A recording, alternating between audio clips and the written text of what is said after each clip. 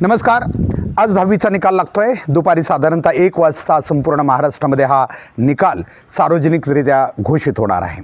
तत्पूर्वी मी हा व्हिडिओ सुरू करण्यापूर्वी महाराष्ट्रातील त्या सर्व मुलांचं खूप अभिनंदन करतो, कौतुक करतो, ज्या मुलांनी गेलेल्या परीक्षेमध्ये आपल्या मेहनतीनं, आपल्या गुणवत्तेतून आणि आपल्या अभ्यासातून पेपर सोडून आज त्यांना यशाची अपेक्षा आहे. निश्चित ही सर्व मुलं अगदी अपेक्षेप्रमाणे यशस्वी झालेली असतील.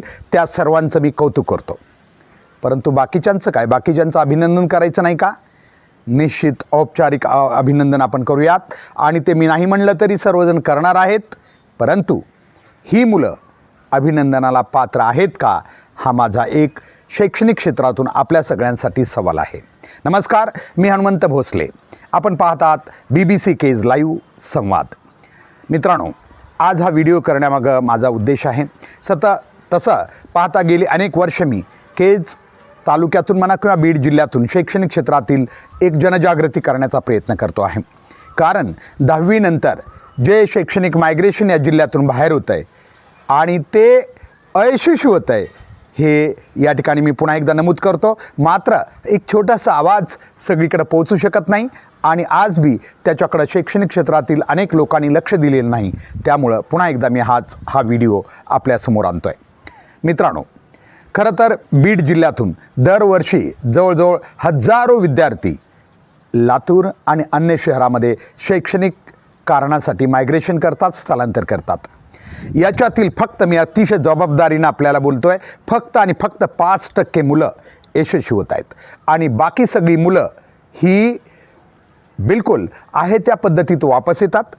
जवळजवळ 2 वर्षामध्ये 11वी 12वीसाठी लाखो रुपये खर्च करून ही सगळी मुलं, त्यांचे पालक गुपचूप घरी वापस येतात आणि ही प्रक्रिया निरंतर सुरू आहे. अयशस्वी झालेले पालक कधीच आपलं मनोगत बाहेर बोललेले नाहीत, व्यक्त झालेले नाहीत.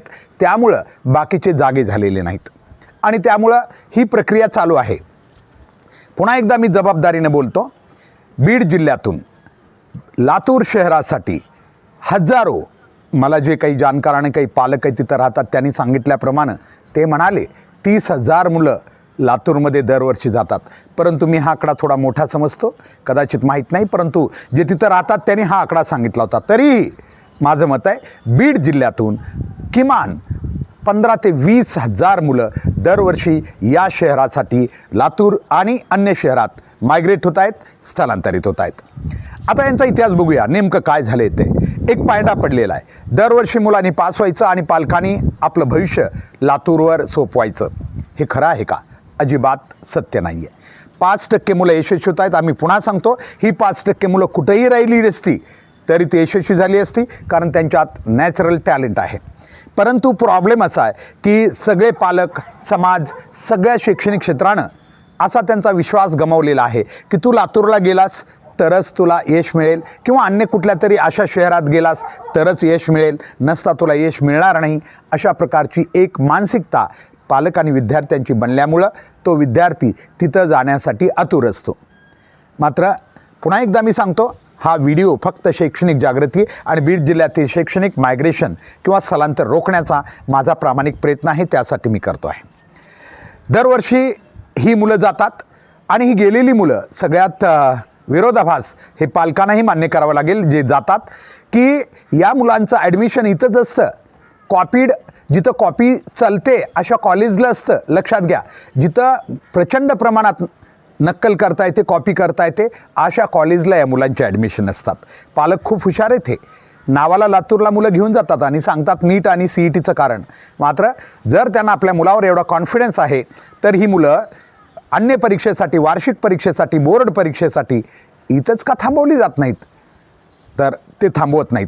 इथंही पुन्हा केज शहरात अशा कॉलेजना किंवा तालुक्यातील अशा कॉलेजमध्ये यांचे ॲडमिशन आहेत, ज्या कॉलेजमध्ये यांना प्रचंड प्रमाणात व्यवस्थितपणे सहज कॉपी करून आपल्या विद्यार्थ्यांचं टक्केवारी वाढवता येईल. कारण त्यांना एकीकडं आपली मुलं वाजवून, कारण कदाचित त्यांच्याकडं पैसा बी असू शकेल म्हणून ते करत असू शकतील, आणि वाजवून नेलेली असतात. वापस आणताना आपण किमान टक्केवारी तरी आपल्या मुलाला चांगली पडावी म्हणून त्यांनी अशा काही केज तालुक्यातील जिथं कॉपी प्रचंड प्रमाणात चालते अशा कॉलेजला ॲडमिशन देऊन त्यांना पुढं नेलं जातं. माझा विषय आपल्या लक्षात आला असेल. मला हेच सांगायचं आहे, आज 10वीचा निकाल लागल्यानंतर आता असंख्य पालक आणि विद्यार्थी आता आपले पूर्ण गाशा गुंडाळून तयार असतील. पालकांच्या बाबतीत तर सांगायला नको. खास करून आमच्या महिला वर्गांना मला एक संदेश द्यायचा आहे. याला सगळ्यात मोठं कारणीभूत हे महिला वर्ग असल्याचं आमच्या सर्वेक्षणातून दिसतंय. कारण अनेक पुरुषांना हे मान्य नसतं किंवा कदाचित त्यांना तिथलं सत्य माहिती असतानासुद्धा की आपली मुलं फार तिथं, आपला मुलगा किंवा मुलगी एक ॲव्हरेजमध्ये आहे, तिथं जाणं शक्य नाही आहे किंवा ते फार मोठं यश मिळणार नाही, एवढा खर्च करणं योग्य नाही असं वाटतं. परंतु महिला एक अशा आहेत ज्या ईर्षेनं की शेजाऱ्याचं मूल गेलेलं आहे, याचं मूल गेलेलं आहे असं म्हणू की अमुक एका मोलमजुरी करणारा व्यक्ती आहे, त्याचा मुलगा गेला आहे, कदाचित त्याचा हुशार बी असू शकतो, परंतु ईर्ष्या इथं आहे की त्यांचा गेला तर आमचाही मुलगा गेला पाहिजे तिथं. आणि म्हणून या महिला कदाचित या प्रमाणात त्या पाठवण्यासाठी किंवा तिथं मुलं नेण्यासाठी अधिक त्यांचं हट्ट असतो किंवा त्यामुळेही हे प्रमाण वाढतं आहे.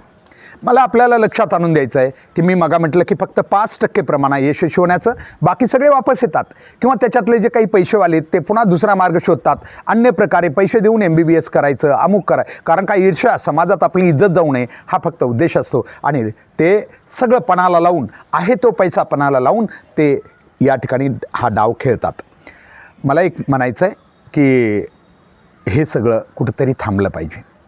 ठीक आहे, शैक्षणिक क्षेत्रामध्ये माझ्या मताशी शिक्षण क्षेत्रातले जे खरे जाणकार आहेत ते कदाचित सहमत असू शकतील.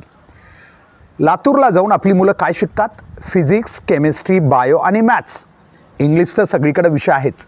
समजा या विषयाचं अध्यापन लातूर इथं अधिक चांगल्या प्रकारे, अधिक कौशल्यपूर्ण होत असेल असं मानूया आपण. परंतु लक्षात घ्या, विरोधाभास तर हा आहे की जे शिक्षक केज किंवा अंबेजोगाई किंवा इथं ज्यांच्याकडं 4 मुलं कुणी जात नाहीत त्याने लातूरला क्लास नेले की त्या ठिकाणी प्रचंड मोठी गर्दी होती. म्हणजे लातूर एक नाव झालेलं आहे आणि या नावाच्या ईर्षेपोटी हे लोक जात आहेत. मला तर खंत तेव्हा वाटते जेव्हा पालक वडील इथं काही कारणानं शेती करत असतील किंवा नोकरी करत असतील आपापल्या ठिकाणी, केज किंवा बीड जिल्ह्यातील अन्य ठिकाणी, आणि त्यांची पत्नी किंवा त्या मुलाची आई किंवा अन्य नातेवाईक त्याला जेवण घालण्यासाठी तिथं आहेत. यामुळं असंख्य कुटुंब डिस्टर्ब झालेले आहेत. कोणी म्हणेल की 2 वर्षासाठी आपल्या मुलासाठी हे करायला काय हरकत आहे? निश्चित केलं पाहिजे, मी मताचा सहमत आहे. पण ते यश आहे का याचं पुन्हा आम्ही या ठिकाणी पुनर्मूल्यांकन केलं पाहिजे. ते आणखीन झालेलं नाही. म्हणून आमचं आज एकच आहे की नुकताच 12वीचा निकाल लागलेला आहे मागच्या आठवड्यामध्ये.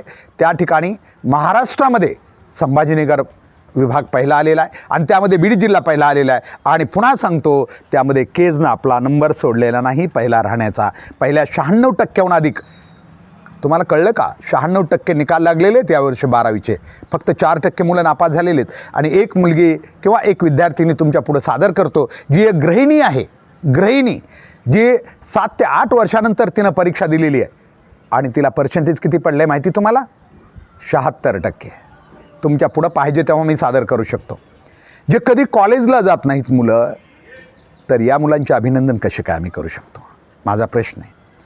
जी मुलं कॉलेजला जात नाहीत, काहीच होत नाहीत, त्यांनी फक्त परीक्षेत लिहून त्यांना सगळं काही व्यवस्था त्या ठिकाणी केल्यानंतर, मी म्हणत नाही काही अपरिहार्य कारणानं काही मुलं मुली परीक्षा देतात, त्यांचं कौतुक करू, ते दिलेल्या संधीचा फायदा घेऊन पुढं कुठेतरी जीवनात उभा बी राहतात. मी त्यांच्याबद्दल वेगळा अर्थ काढत नाही आहे. परंतु जी रेग्युलर मुलं आहेत, जी अभ्यासाच्या नावानं वर्षभर कॉलेजला जात आहेत, त्यांनी काय केलं या सगळ्या वर्षामध्ये? त्यांना आज बी तुम्ही आत्ता 10वीचा निकाल 12वीचा लागलेला आहे, आज 10वीचा लागेल. या मुलांना, जी मुलं जिल्ह्यात टॉप मोस्ट आलेली असतील, त्यांच्यापैकी काही मुलांना जर तुम्ही 10 ओळीमध्ये एखादा इंग्लिशमध्ये निबंध लिहायला सांगितला तर मी खात्री देतो तुम्हाला ते पूर्णपणे अचूक लिहायला समर्थ नाही आहेत. आणि मग असं जर असेल तर नेमकं ह्या यशाला आपण कोणत्या श्रेणीत मोजायचं? ही फक्त सूज आहे, सूज. आणि या सुजेवर जर आम्ही खुश असू तर मला वाटतं आपल्याला विचार करायची वेळ आलेली आहे. आणि म्हणून या व्हिडिओचा अर्थ नकारार्थी घेऊ नका, कारण प्रत्येकाचं मत आहे. मला माहिती आहे की काही जणांना हे रुचणार नाही, कारण का आपलं सत्य किंवा आपण जे काही जगतो त्यातले काही सत्य मानायला काही लोक तयार नसतात. परंतु जे सत्य मानायला तयार आहेत ते नक्कीच याच्यातला अर्थ खरा घेतील आणि पुढच्या दिशेनं पाऊल टाकतील. मी बीड जिल्ह्यातील सर्व राजकीय लोकांना जे राजकारणामध्ये एवढ्या मोठ्या प्रमाणात स्पर्धेत आहेत त्यांना विनंती करतो. बाकी विकास तर तुम्ही समाजाचा जे करायचं ते करताल की नाही माहीत नाही, पण किमान तुम्ही ज्यांच्याकडे कॉलेजेस आहेत, ज्यांच्याकडे मोठमोठ्या संस्था आहेत, त्यांना एकच विनंती करतो. एकटा मोटेगावकर जर एवढं हे करत असतील तर तुम्ही फक्त 5 शिक्षक अपॉइंट करू शकत नाही का? या महाराष्ट्रातले 5 शिक्षक आपल्या कॉलेजला जर तुम्ही चांगले अपॉइंट केले तर हे मायग्रेशन थांबू शकतं, याची मी तुम्हाला खात्री देतो. फक्त 5 शिक्षक तुमच्या कॉलेजला असे अपॉइंट करा. वाटलंच तर तुम्ही पालकाकडून जे मायग्रेट होणारे पालक आहेत, जे तिकडे जाऊन पैसे देत होते कमी प्रमाणात, इथं तुम्ही त्यांना विनंती करून तुमचा खर्च काढा. परंतु जर तुम्ही अशा प्रकारचे फक्त 5 शिक्षक चांगले अपॉइंट केले तर तुमच्या कॉलेजच्या एकही विद्यार्थ्याला बाहेर जाण्याची गरज पडणार नाही, याची खात्री देतो. तुमच्या लॅबोरेटरी सडक पडलेल्या आहेत, त्या लॅबोरेटरीमध्ये सगळं साहित्य आहे, पण ते वापरण्यावाचून किंवा त्या ठिकाणी त्याला योग्य दिशा देण्यावाचून ते पडलेलं आहे. याच्याकडे लक्ष द्या. निश्चित लातूरपेक्षा उत्तम शिक्षण केंद्र हे आमच्या बीड जिल्ह्यात प्रत्येक तालुक्याला बनू शकतं, याची मी आपल्याला खात्री देतो. खरं तर माझा विषय हा पुढे न्यायचा मला, परंतु व्हिडिओचा एक अंदाज बघून मी या ठिकाणी थोडंसं आवर्त घेणार आहे. मला एवढंच सांगायचं आहे, आज निकाल लागल्यानंतर जे पालक लातूरकडे जायला निघालेले आहेत त्यांनी आपल्या मुलाच्या क्षमता ओळखून आपली मुलं खरोखर तिथं नेल्यानंतर ते यशस्वी होतील का? केवळ एक अनुकरणीय समाजाचा घटक बनून तर पळू नका, एक सगळे पळतायत म्हणून पळू नका. तुमचे मुलं त्यासाठी सक्षम आहेत का याचा पूर्ण विचार करा, तरच लातूरला जाण्याचं तुम्ही निश्चित करा. कारण खरी नॅचरल टॅलेंट असलेली मुलं कुठेही आपला यश मिळू शकतात. UPSC सारख्या परीक्षा काही कुठं क्लास न लावता क्रॅक केलेल्या तुमच्या पुढं उदाहरणं येत आहेत. त्याच्यासाठी मुलांनीच हुशार असावं लागतं, त्याच्याकडे काही ज्ञान असावं लागतं केवळ. आणि जरी तुम्ही म्हणत असाल असा हाणून मारून किंवा काहीतरी करून तिथं नेऊन घोकमपट्टीनं तुम्ही डॉक्टर किंवा इतर क्षेत्रात मुलं पाठवाल तर ही मुलं समाज कधीच स्वीकारणार नाही. हे अंतिम सत्य तुम्ही नेहमी कायमचं स्मरणात ठेवा. आजच्यासाठी एवढंच. धन्यवाद.